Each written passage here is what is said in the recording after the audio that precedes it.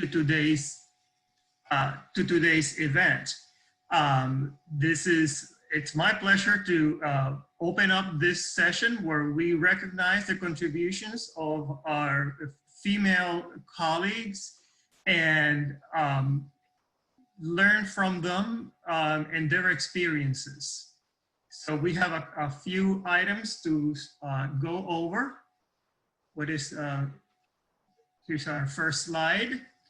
As you may know, the Greater Washington, D.C. chapter, the GWDC, is currently ISACA's largest chapter in the world.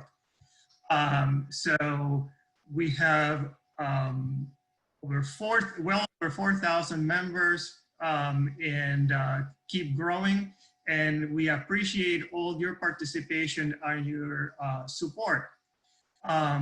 So anyone is welcome to join our chapter, and we pride ourselves in offering you excellent learning events, networking opportunities, and so on. And we are very glad to have the support of an excellent team that has been helping us adapt to the current environment where we have to do pretty much everything online. So our website is there. Please visit often for new events. We have a number of offerings and contacts through social media, LinkedIn, Twitter, etc. So we're always looking for ways to connect with our members. Questions can be addressed directly to the membership at ISACA-GWDC address. So please engage with us and let us know how we can better serve you. So thanks to all the volunteers that are helping facilitate this event. It could not happen without a village. It takes a village for real to do this. Lots of skills, and we're always looking for additional volunteers to engage and support and also benefit from additional networking and leadership positions. So with that, I'm gonna pass this on to the leader for our event today, Sarah Ahmad. Sorry, before Sarah proceeds, this is Jose, I'm the programs director. If you'd like to volunteer for us, please shoot an email to programs@isaca-gwc.org or academics@isaca@gwc.org. It's shown in the screen right now. If you'd like to present, feel free to send us an email also, include your bio and synopsis. As far as events this year, we have a good number of events for our chapter members that will be free. As you can see, the next upcoming programs event is for September 17. We have all these events this is your chapter, really for all the ISACA Greater Washington DC chapter members. This is for you. So all the volunteers working hard, and we're trying our best to give you free CPE credits at least every month during this challenging COVID times. For non-ISACA Greater Washington DC chapter, there might be an additional fee going forward for our events, but feel free to check our website for additional information on those. Now, I'd like to thank our 2020 chapter sponsors. As you can see in the screen, those are our sponsors for the year. And if you're interested in sponsoring, please send an email to outreach@isaca-gwc.org. So with that said, I'll pass the floor. I'll leave the floor to Sarah Abedin. She's the host for the event. So thank you, everybody. Thank you very much, Jose. I don't know if okay. Thank you very much, Jose and Noel, for the introduction. I've been with the chapter for a long, long time, so you may have recognized me. But like Noel mentioned, this event that we are hosting. It's actually our 5th year. We started 5 years ago. And I am very pleased to say that, you know, when we started, it was half a day event and we had about 40 people attending. The last time we checked our registration, we have about 370 people registered. And as I think we have right now about 174 people participating. So it's a great event. And I'm actually very pleased that we have increased our numbers so much. A little bit of history for this year, because this year has been a little different than the last 4 years that we had hosted this event. And the reason I say that is because this event was supposed to be on March 19th, and right before COVID happened, and we had to cancel our event. And first of all, I want to thank all of you who had registered at that event. But we all got together because this is one of the events that the chapter does and has been doing it so successfully that we wanted to bring it back. So we decided that we would do it in August. And the reason is because the reason we usually hold this event in March is because it's Women's Month. But this year we wanted to do it in August because a couple of days ago, it was the 100th anniversary of the women's voting rights. So we wanted to actually address that as well. So for today's event, we have 3 great speakers. Our first speaker is going to be Sandy Silk. And if you had looked at the agenda, we had to change it a little bit because of the timing. So she's our first speaker. On the agenda, she's listed as the second speaker, but I'm very happy that Sandy is going to be our first speaker. A little bit of background. I won't read her bio because it's available, but the reason I know Sandy is because she has also been a speaker at other ISAC events. And the last time I saw her was last year on October. ISACA holds an advocacy event, and she was a speaker there. I loved listening to her. I think you will too. So I'm going to hand over to Sandy for her presentation. Well, as Sarah mentioned, we met each other last year. I can't believe it's been a year ago in DC doing a day of advocacy. And it was a fantastic time going to meet with we got to go meet with senators, with representatives to advance bills to support diversity in tech and training in tech, women in tech. And it was a really exciting time. And we struck up a friendship there, and I was supposed to come and speak at a live event for you, which clearly didn't happen. So now we get to be on a virtual live event, and I'm looking forward to when I can meet you in person again. I work in cybersecurity at Harvard University right now. I've been there 5.5 years at this point. Most of my career has been in financial services. And as you all know, women in tech or underrepresented groups, right, might not just be gender-based, but could be LGBTQ, it could be people of color, whatever, just not the dominant people working in technology traditionally. We may not always feel like we're thriving so much. You can feel like if you're the only one in a room, and I have worked in the past going out to Silicon Valley and doing security assessments of companies that wanted to integrate into, I was at Fidelity at the time, into an online presence with Fidelity.com. So I didn't even realize it at the time. I knew I was the only woman there, but that my managers did a great job of giving me the authority in the room by saying, Sandy, why don't you present the findings from our time here, so that I would not be seen as someone taking notes or someone to get coffee or isn't this cute, she's learning cybersecurity, but as a voice authoritative, telling these startup companies how they were going to have to improve their company if they wanted to work with Fidelity. And I really appreciate that I had very supportive managers like that. What I hope you leave with today is some tools to help you emerge more as confident leaders. I will tell you, I still struggle every day with imposter syndrome. I even have a master's degree from Harvard, and I can still feel less than when I'm working at Harvard, questioning, do I belong here? Because my master's degree is in Germanic languages and literatures. It's not the right degree to be working in cybersecurity. And I can feel that, you know, have I really earned my place here? Do I belong here? Even though I've been a student, I'm an alum, I'm staff, well, I don't have a PhD, so am I good enough? So how to overcome negative self-talk, how to be able to promote yourself, your achievements, your aspirations comfortably without feeling arrogant.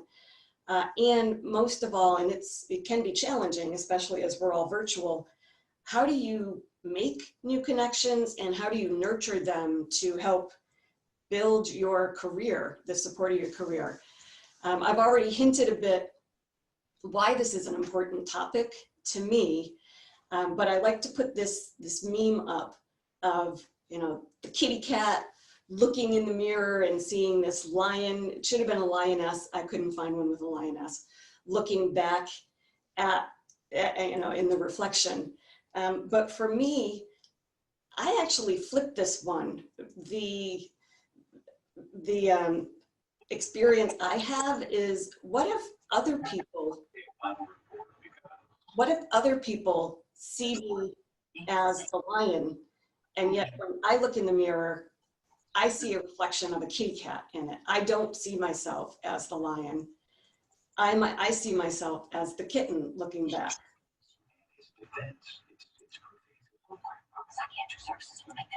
So, everyone go on mute. We're hearing some feedback from somebody. Right. So why is it that I experience this? And I'm sure I'm not alone in this. I still remember back to, I think, a first grade report card where I had Sandy's a little Miss Chatterbox. You know, she's a little Miss Bossy Boots, which I actually went a few years afterward, not saying much in class after those things came back. Today, I would look back at that and say, clearly signs I was going to be a natural born leader. I was not afraid to talk, and I knew how to organize people. But I was being suppressed in that. And we have these competing, you know, always stay humble and kind. Kind is always good to be. I'm sure others have this perfectionism drive. You know, there's success, there's failure, there's nothing in between. It's black and white. If I didn't succeed 100%, I failed. There is, you know, good enough doesn't apply to me. People who work for me, absolutely, but not me. So while I'm sure I'm not alone in this, and these are pretty widespread, that women especially hold themselves back from pursuing opportunities, from taking risks. And I'm going to get you involved in this now to say, I'm going to show, it's a list of 11. And for every one of them that rings true with you, just keep a tally on, you know, hopefully you don't exceed the number of fingers you have available to yourself to count or run out of pen ink. But as I go through them, just keep a tally, and then we have a quick poll of how many of these resonated with you, right? So we've got, I need to do more than others, right? I take on everything, I say no to nothing, because if I can do more, it makes me feel more valuable and effective. I do everything myself because I stay in control, things will be done faster, to a higher level of quality. And frankly, if I ask for assistance, that's a sign of weakness and personal failure. I aim to do everything perfectly, right? This is that success failure. Anything less than 100% is pretty much a failure. These are people behaviors that you might stay up late, writing, rewriting, and rewriting again an email to make sure every word is perfect in there. I rely on what other people say about me to be my judge, whether it's approval or criticism. If I don't get praise and recognition, I can doubt my own success. I catastrophize. I just like saying that word, it's tough to say. I obsess over my mistakes, right? Anything that's a small mistake becomes huge. Consequences in my mind are just unrealistic. Disagreements with people, maybe friendship ending. If I get negative feedback, I may consider quitting.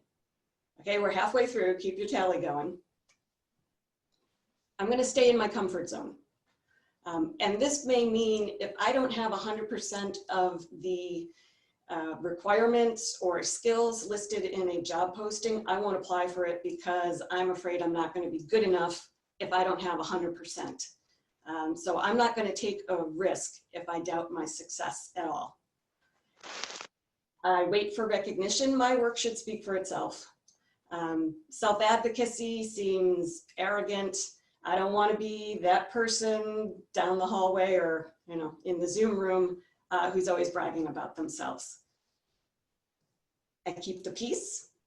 I avoid rocking the boat. I will suppress my own happiness and comfort because I don't want to be labeled an activist, a feminist, a troublemaker, whatever. I don't want to rock the boat. I hope you still have fingers that you haven't counted off yet. I avoid negotiation. If I don't accept the first offer, I'm afraid I'll ask for something and then someone's going to shoot me down and tell me why I don't deserve that thing. I am just inviting negative feedback if I open up negotiation or ask for something. Networking, that dirty word. I withdraw from opportunities. Frankly, I feel I have nothing of interest or value to offer, so why should I connect with people? It just is going to make me feel bad about myself, and I don't like talking about myself. And lastly, when I have made connections, I'm not going to ask anybody for favors or to help me. Why would they give me their time, space, effort, and I might make them feel uncomfortable if I ask, so I don't ask. Okay, so we've got a quick poll here. I don't know if, can someone else launch the quick poll? So we are going to just launch the poll. Beautiful. Just a quick question on the polls. We are going to have about 30 seconds on the polls because we don't want to take too much time away from her presentation.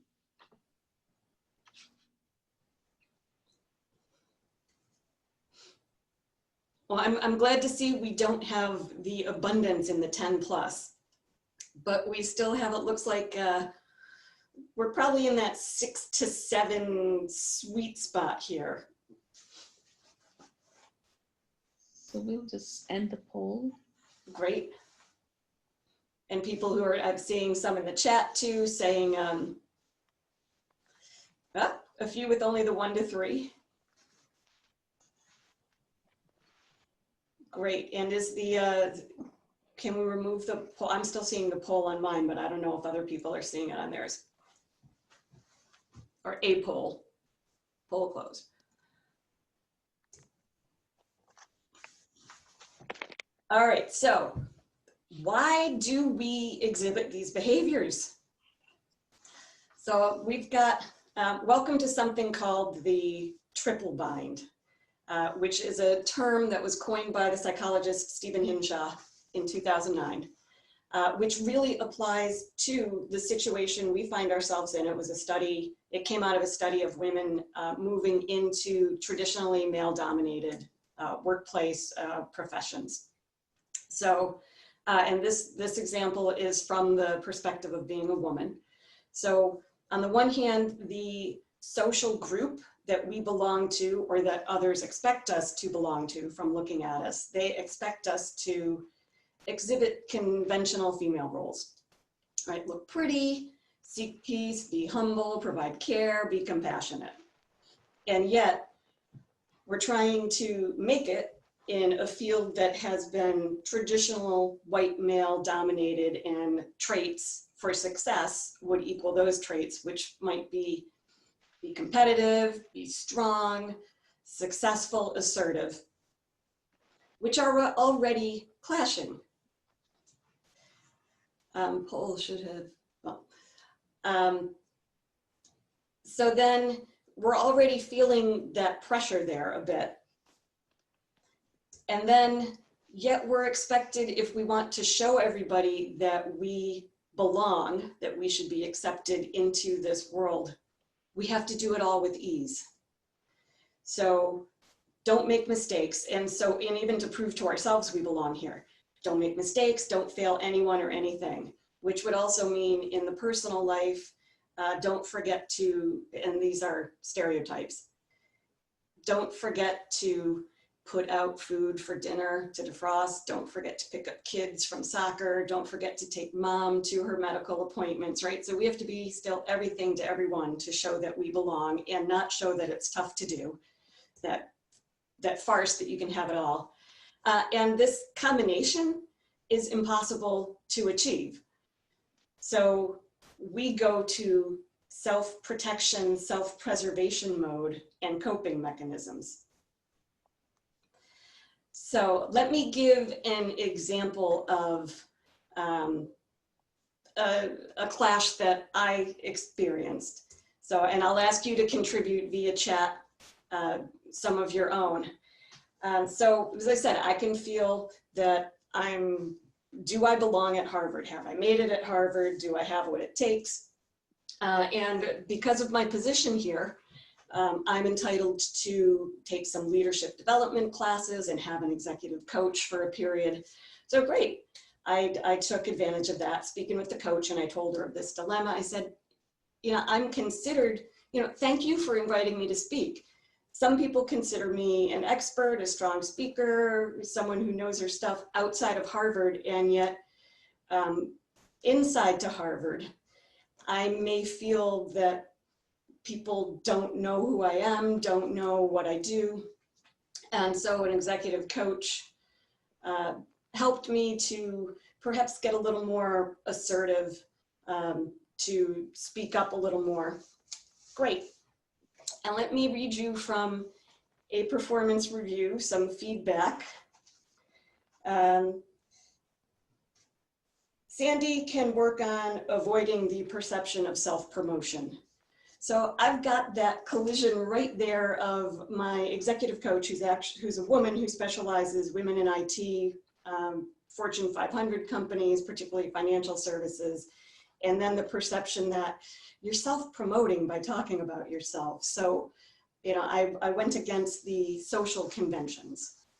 So I'm wondering how are other people via chat to share with the group, how are you experiencing this? Men talk over you during meetings. And if you speak up, you worry that you're going to be, you know, you're not going to be the assertive one. There's a B word instead that comes up.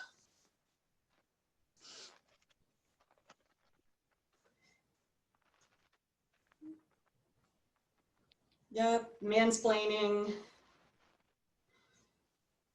My husband actually explained mansplaining to someone else, which was kind of a weird thing. Question your abilities. Being ignored, perceptions, been called trouble. All right, so we face this. And you keep them going. I'm sure people are going to, you know, it's nice to know you're not alone. So let's take this to, we've got this triple bind, this impossible Venn diagram center to achieve. So we feel failure. Something's not going to work out of those three demands. So emotional pain is as strong, if not stronger, than physical pain. You still have, and you can't control emotions. Emotions happen, you can respond to them, but you can't control an emotion. And so you're still going to get that adrenaline surge of fight, flight, or freeze response. And so our body as self-preservation is going to try to shield you from the pain that we've felt before, from situations where you had a negative experience. So if you've got the the freeze response, you may procrastinate. You find yourself like, I just don't want to deal with this. I don't want to face it. The deer in the headlights, don't know where to start, can't get yourself to start. You could be avoiding other people because you just don't want to put yourself into a situation, or you may even avoid certain thoughts. You don't want to put yourself in that situation to experience that negative emotion again, that pain, although not physical, psychological. Not too many of us reach to the fight, but not alone anyway. But then you feel bad about not taking opportunities, and you start having these coping mechanisms creep in. And you can get into just a vicious downward spiral of, over drinking, overeating, binge watching Netflix, doing binge watching on social media, that you binge post so that you'll get likes. And then you get the sense of shame, and it keeps going. So how do we get out of this spiral? I'm a big proponent of, if I can realize what I'm doing and name it, then I can tame it. And so I've looked at different examples of negative self-talk, because I had many I could offer myself and what I've observed in friends, and I did research, and you'll get all the research links at the end of this. But they pretty much came in, I divided them into 7 categories. I call them the 7 deadly signs of negative self-talk. I'm not going to read all of this verbatim, but pretty much we either assume what other people are thinking or feeling and project, our failure onto that. We overgeneralize, something always happens, so kind of hyperbole. Magnify, I made a small mistake, and now this, and there's usually the and now in, cause effect. I don't know if other people have experienced this. Minimize your success. Remember, I got straight A's on my report card, except that 1 B+. How could I have only gotten that 1 B+ instead of, I've almost got straight A's? That black and white, it's either success or failure. There's no in between. And if this is negative, it's likely a failure. I like the personalization one, that I somehow have the butterfly effect on the cosmos. Something I did not do, caused this thing to happen, as if I have that much power. And then the crystal ball of the future, foretelling what's going to happen. And because it's negative self-talk, you can tell it's going to be a failure. So how do these appear as negative comments? And I'm sure you or a friend has probably experienced these.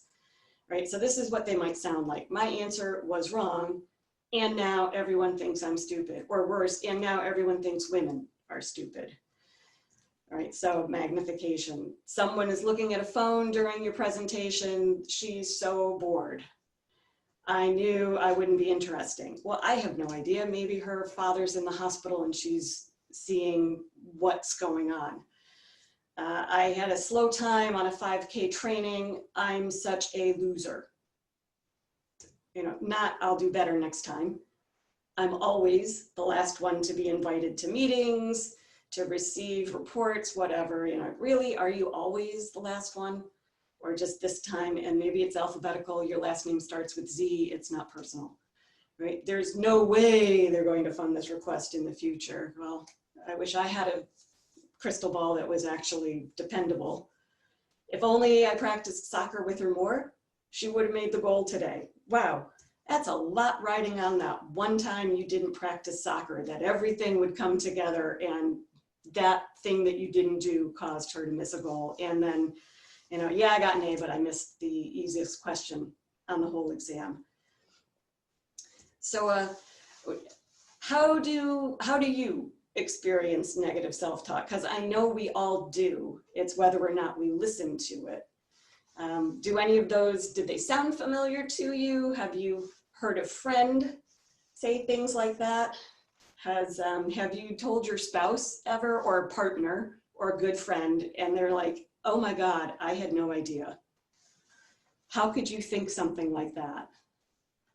I told my husband, who is my best ally and champion ever, like, yeah, but if I say something stupid in a meeting and I'm the only woman there, then I've made a mistake on behalf of womankind. He's like, wow.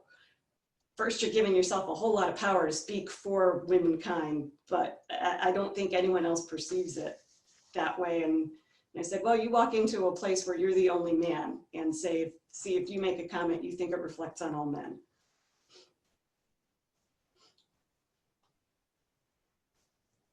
Can't do this. Great. And so you're so stupid. I hope we're saying you are so stupid is what you're saying to yourself, not other people. Please. So how do we let ourselves roar, right? How do we not become the kitty cat? But how do we become that lion that perhaps other people perceive, but we're just not letting ourselves perceive? And there's some very just easy questions. And that wasn't the poll yet, that was a false start. That we can ask ourselves, or if you heard a friend say these things, you would probably ask them. So, you know, honestly, what's your evidence for or against whatever you're thinking? Is it really, do you have anything to back it up that the person was bored or that checking in on a family member, right? If you're being positive instead of negative, so challenge yourself to take the other side of the debate. If I were arguing the other side, how could I perceive the situation as a win or as an opportunity to win? If it happened to someone else, right, kind of distance yourself, what would you say to them?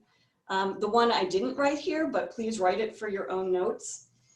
After a period of time passes, is this going to matter, right? Is tomorrow, next week, a month from now, is anyone but me going to remember this, you know, or just let it go, move forward, find the positive in it, and go forward? Because really, we're the ones who are carrying all these stones on our back that can either crush us or can become the stepping stones to success. So let's agree that we have some tips to overcome negative self-talk now. And how do we get over our own holdups that are holding us back? How do we emerge then as confident leaders? And I'm going to call it epic leadership. And I came up with this acronym expressly because it is 4 items. And I do believe you should have a pretty even distribution of these things to be a good leader in IT. Yes, we need expertise. We also need presence. We need to be able to influence others, and we need to have connections. And we're not going to talk about expertise at all during this, because we tend to, whenever we start feeling less than, we double down in expertise. We double down in the technology, which is a losing battle in IT. There are certainly things you need to know in certain areas, but you don't need to know everything. And tech is changing so quickly, emerging so quickly. If you try to master everything, you're just going to drive yourself crazy. Also, if you master every detail of your current job, there's really not much incentive to move you to another job, because you become indispensable in that job. So don't neglect the other areas. And I should have looked this up. I don't remember if it's Drucker or Senge, but one of them defines fulfillment as a balance of 2 things, or needing 2 things. You need to have mastery of something, which is an internal feeling of accomplishment, internal intrinsic belief that you can do something. And you also need that external feedback, that reinforcement of doing well, being on track. And if you don't have the 2, you will not feel fulfillment and happiness. And we keep going with this internal intrinsic expertise. And if you don't do the others, you're never going to have that external feedback loop that you need. So let's talk about presence.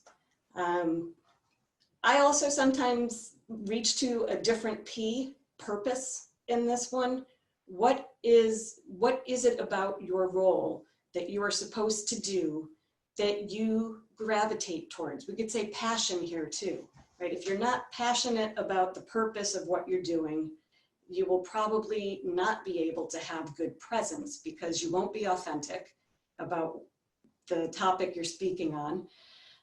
You won't be compelling in what you say. People are going to see right through you that you don't believe in this.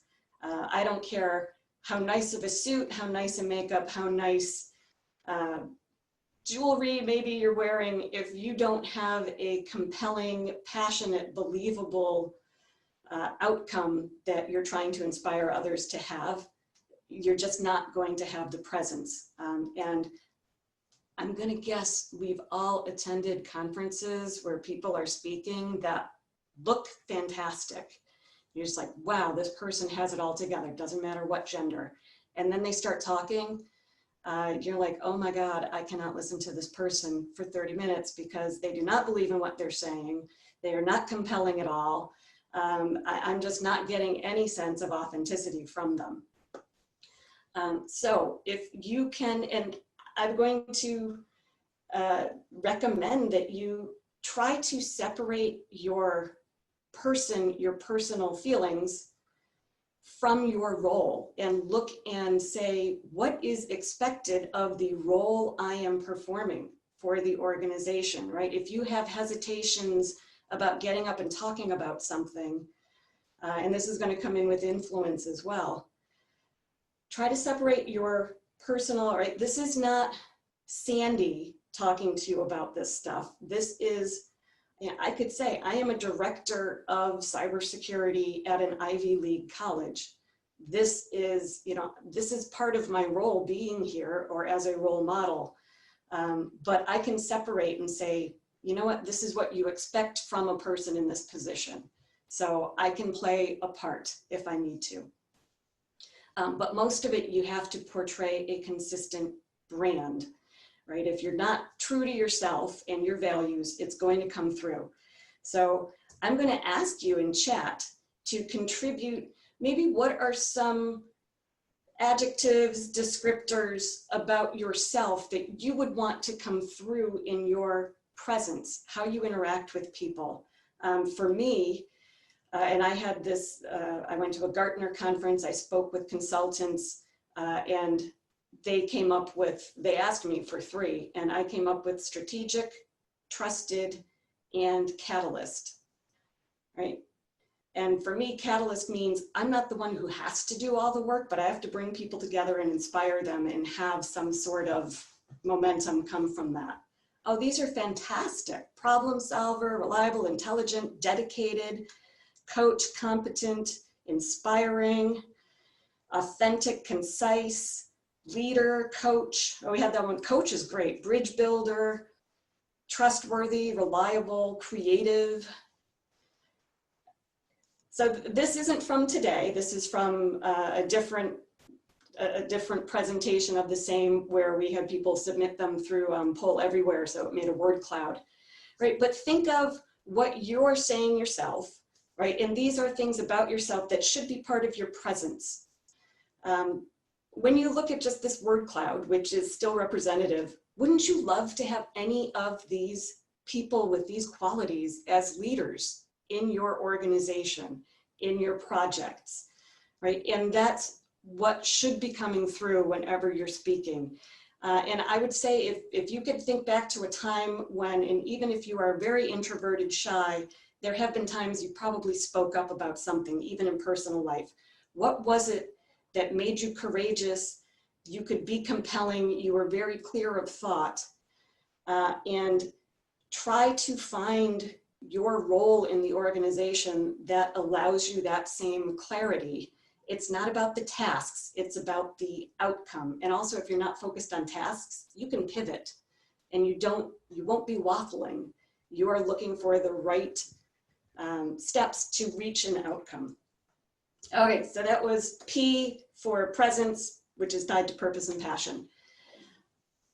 Let's talk about influence, right? And I'm not talking office politics when I say influence.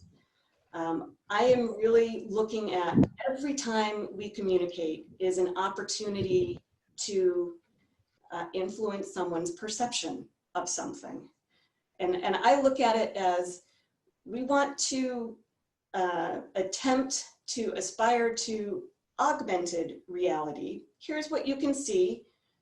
I'm going to fill in the things that perhaps you are not seeing versus virtual reality, which is, you know, what you're seeing is nothing compared to what I want to make you see, right? So we're looking at augmented instead of virtual, all in my head. Seize opportunities to recommend ways you want to inspire, engage, enable other people. So for example, someone asks you, how's the project going? Give me an update on the project status. You could say the typical, you know, green, amber, red of the traffic light report, we're on target. Or you could reach to, this is where my language background is going to come in, reach to more inspiring kind of adjectives. Are we aligning? Are we strategizing? Are we prioritizing? Are we sustaining increased transactions? Are we exceeding anticipated throughput? Right, but this is your opportunity in your 5-second, or maybe you have to fill out that traffic report, the green, amber, red, but there's an area for notes. Highlight in there what you want someone to perceive about the work that just happened. It's augmented reality, it's not fake, but it is, when you look at this, this is what you're not seeing, and I want you to know these things. And if you are asking for anything, so influence, people also think negotiation. If you can define how it benefits the organization, not you personally, but if you need it for your role to deliver something for the organization, then define it. The opposite of not presenting something, an opportunity, what if they find out later that if we had given you 5% more money, we could have had a 10-fold increase in the improved metrics, whether reduction in mistakes, increase in throughput, transactions, whatever. How will it look if you didn't present that opportunity to people later? Worst they can do is say no.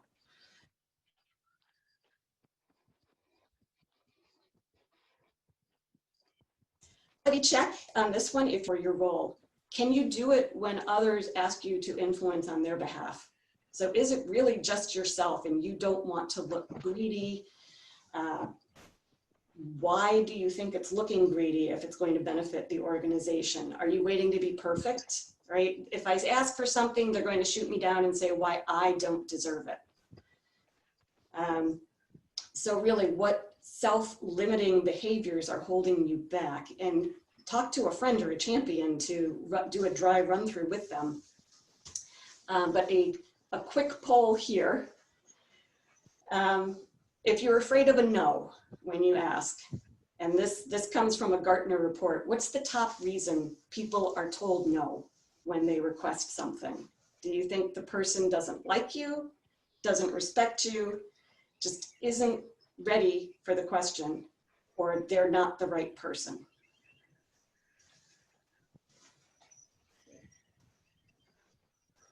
We'll give this just a few seconds here.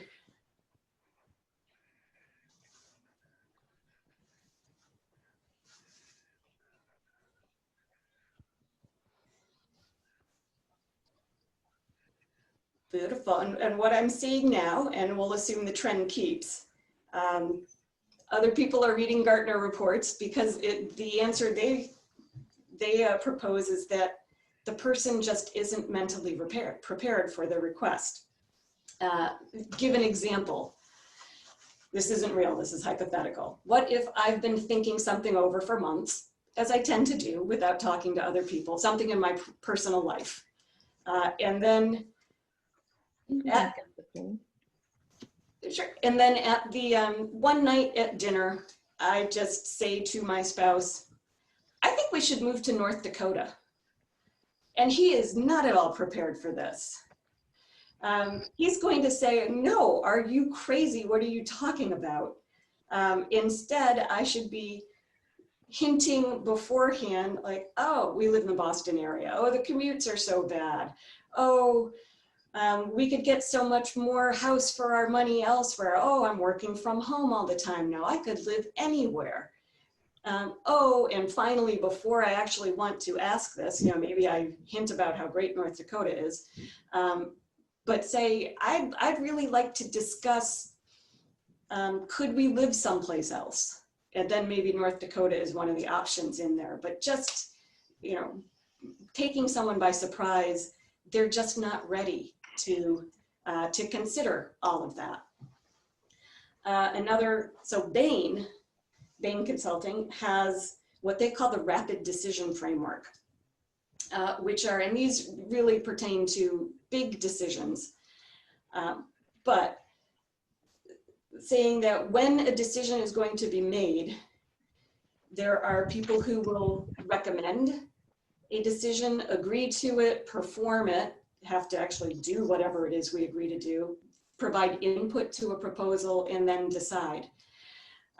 Simplifying this to a common scenario, maybe those of us who don't play golf lament, deals are made on the golf course because these people are all together discussing things before the meeting where that decision takes place will happen.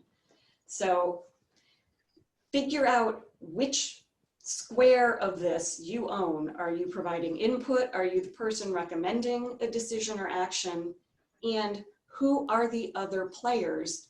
And how do you, when you go into that meeting, you should know already, you should know what the decision outcome is going to be for the most part on large decisions, because you are going to have asked others, oh, we're looking at a new system to do X. What have been your pain points with the current one? What would you like to see? What am I not thinking of? Oh, so you're going to have a partnership there. Oh, you're the ones who have to implement this new technology, perform after the decision. What kind of a system would you want it to be?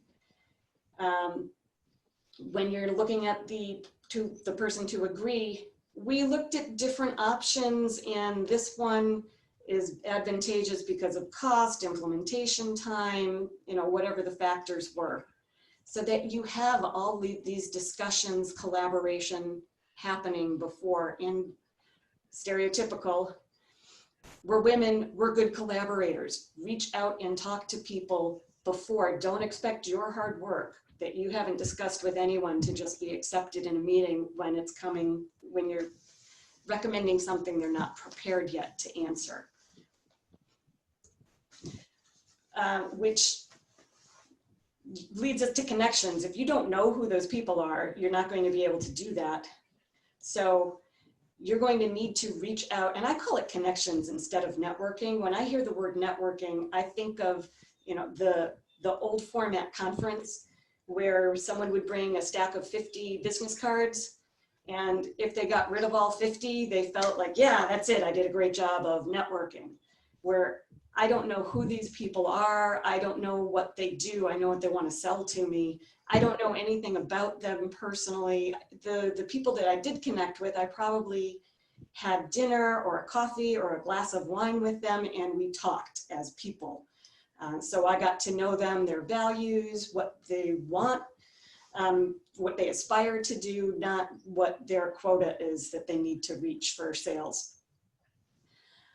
And then I can help them. When you're connecting with someone, you really do look to contribute to their success in the network. So when you think of the Bain rapid decision, everybody in that decision making comes out successful because you've got all of those people agreeing, inputting, recommending, you've got a better product.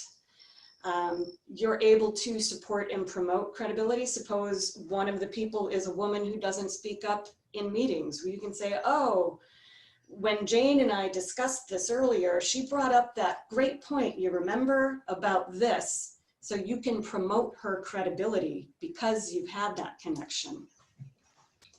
And when you are asking for things, really ask for reasonable things. I don't know if other people get this. I get the, oh, you work at Harvard, let's connect. Can you get me a job there? Like, no, I can't get you a job here. I can maybe connect you to a hiring manager and you can earn a job here, but I can't get you a job. You have to put work into that. So let's ask another question in chat, and then we've got a poll, and then we can wrap up a bit. What hinders you from asking people for assistance, right? In this case, we're saying connections is all about offering assistance to other people, but on the other end, why don't you ask for assistance? You're afraid of being judged, being viewed as weak.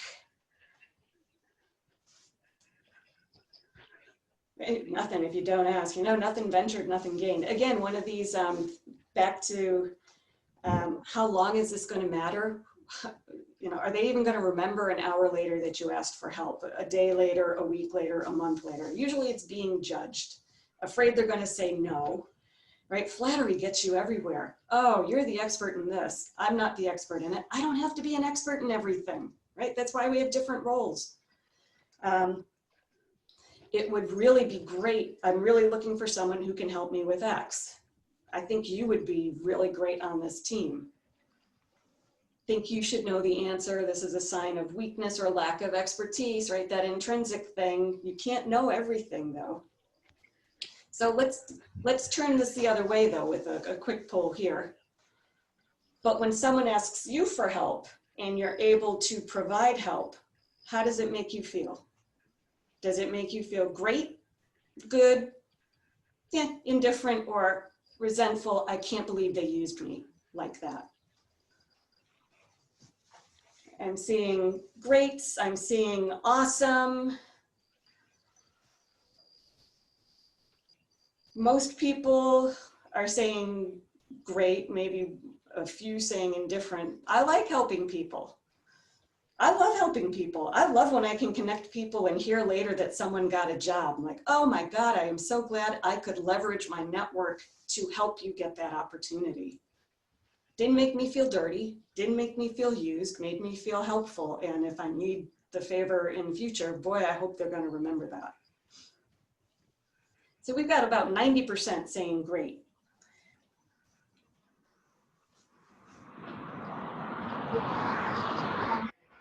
Let's just do a quick reality check here. If you don't make new connections, you're restricting your sphere of influence. You're not going to be able to find that rapid when you need to make decisions. You're not going to be able to influence outside your organization when you need to bring people in, when you need to seek opinions for what else am I missing. Right? But realizing that you can be helpful to someone else's success and asking for a favor is not betraying a friendship, as long as you accept a no if you hear it. If you fight a no, that's a betrayal of a friendship.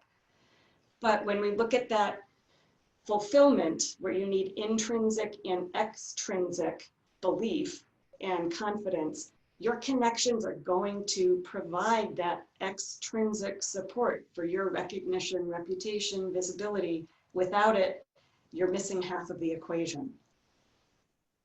So let me wrap up here.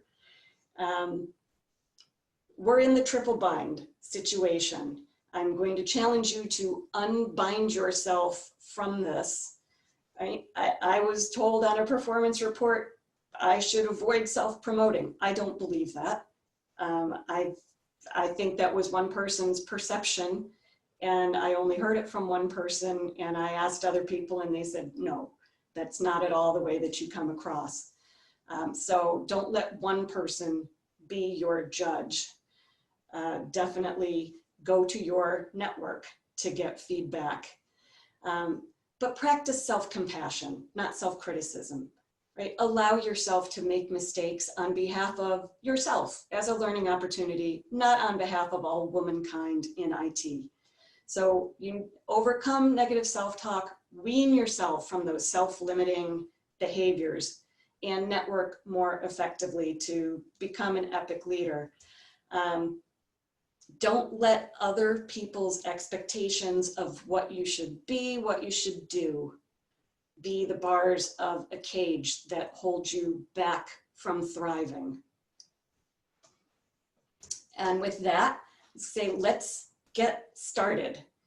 You've got a great chapter here, very supportive of each other. Make sure you connect with each other. Connect with me on LinkedIn. I am always happy to provide that extrinsic support of great posts, send me messages in LinkedIn, provide each other encouragement, laugh about mistakes together to get over them, move forward. And I would love to hear in chat, amongst yourself. I'm very much a person, if I say it out loud or tell someone else I'm going to do it, I hold myself accountable to it. So perhaps if you put something in chat that what's one change you're going to make, you may feel accountable to it and hold yourself to it. So when you do download these, you'll have references of academic sources where I based a lot of this information. And I'm really so thrilled that you let me be here with you today, and I'm looking forward to the rest of the time together too. So thanks very much, Sarah. Thank you very much, Sandy. I was just looking at all the chats, and it seems like a lot of all our attendees are liking your presentation. So thank you very much.